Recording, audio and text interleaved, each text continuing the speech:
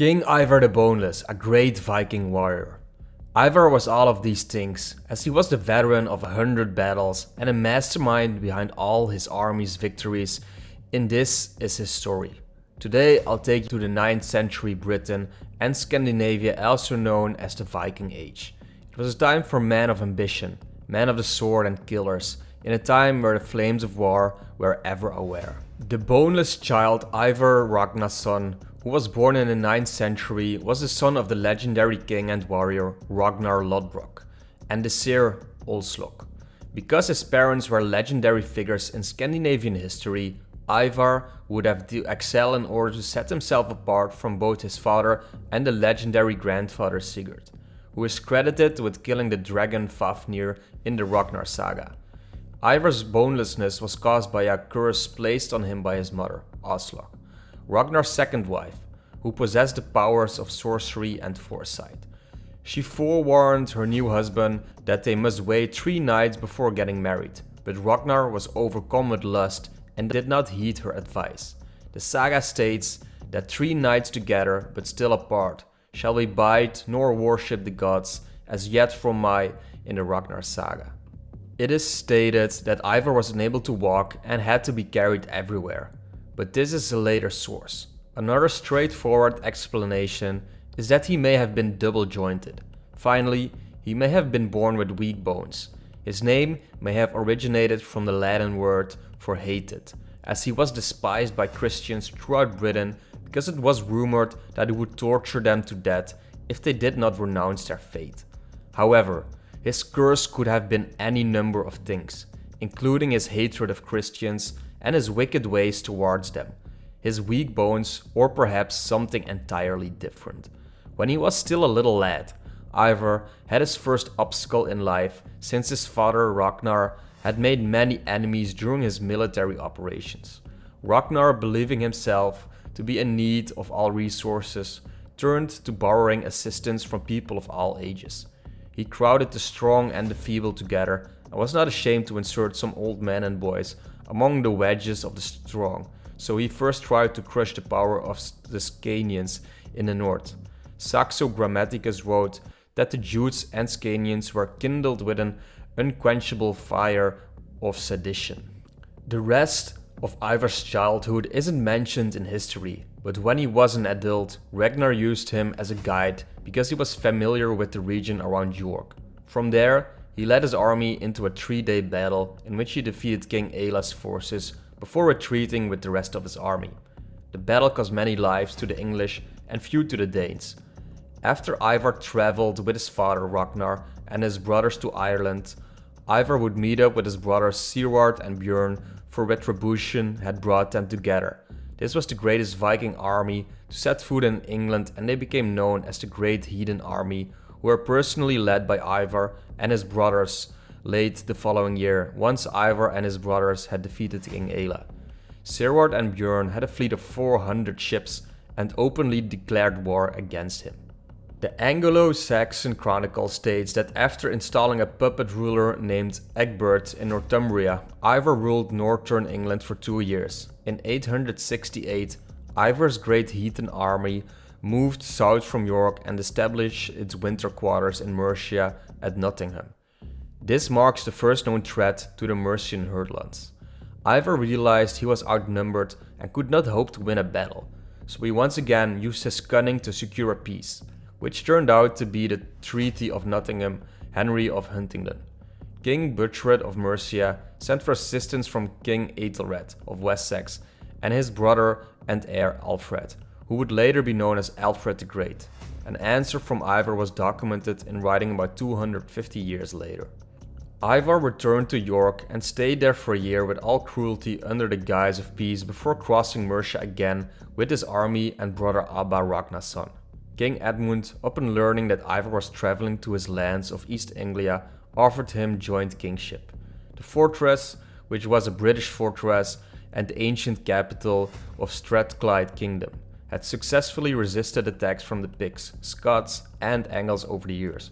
But according to the Annals of Ulster, Ivar and Olaf besieged the fortress for 40 days until its water supply ran out and then raised the siege. It was a joint attack with Olaf sailing up the Clyde with a large fleet of dragon-headed boats. Ivar was a living legend, just like his father, the destroyer of kings and a curse on royal bloodlines. Yet he was never content to rule, since he was constantly seeking for new lands and adventure. Ivar returned to Dublin in 871, where he reigned as king of Northmen throughout all of Ireland and Britain until his death in 873. The cause of death is unknown, but many believe it was brought on by his curse. According to legend, Ivar had his body brought back to England at his own request and buried on the coast in order to serve as a talisman to prevent further foreign invasion of his kingdoms. Ivar was no doubt a cunning man who personally wiped out a big part of England. So let's recap Ivar's greatest feats. In 865, the Great Heathen Army, led by Ivar, invaded the Anglo-Saxon Heptarchy. The Heptarchy was the collective name for the 7 kingdoms: East Anglia, Essex, Kent, Mercia, Northumbria, Sussex and Wessex. The invasion was organized by the sons of Ragnar Lodbrok to wreak revenge against Aelle of Northumbria, who had supposedly executed Ragnar in 865 by throwing him into a snake pit. But the historicity of this explanation is unknown. According to the saga, Ivar did not overcome Aelle and sought reconciliation. He asked for only as much land as he could cover with an ox hide and swore never to wage war against Aelle. Then Ivar cut the ox's hide into such fine strands that he could envelop a large fortress. In an older saga it was York, and according to a younger saga it was London. Late the next year, the army turned north and invaded Northumbria, eventually capturing Aelle at York in 867. According to legend, Aelle was executed by Ivar and his brothers using the blood eagle method, a ritual method of execution of debated historicity whereby the ribcage is opened from behind and the lungs are pulled out, forming a wing-like shape. Later in the year, the army moved south and invaded the kingdom of Mercia, capturing the town of Nottingham, where they spent the winter. King Bungrad of Mercia responded by allying with the West Saxon king Ethelred of Wessex, and with a combined force they laid siege to the town. The Anglo-Saxons were unable to recapture the city, but a truce was agreed whereby the Danes would withdraw to York. The Great Heathen Army remained in York for over a year, gathering its strength for further assaults. Ivar and Ubba are identified as the commanders of the Danes when they returned to East Anglia in 869, and the executioners of the East Anglian king, Edmund the Martyr, for refusing their demand that they renounce Christ. The precise account of Edmund's death is unknown. However, it has been suggested that his capture and execution at the hands of the sons of Ragnar is likely to have occurred. Now, the death of Ivar the Boneless. The Anglo-Saxon chronicler Ethelward records his death as 870. The Annals of Ulster describe the death of Ivar in 873. The death of Ivar is also recorded in the Fragmentary Annals of Ireland under the year 873. The cause of his death being a sudden and horrible disease is not mentioned in any other source, but has raised the possibility that the true origin of Ivar's Old Norse nickname lay in the crippling effects of an unidentified disease that struck him down at the end of his life.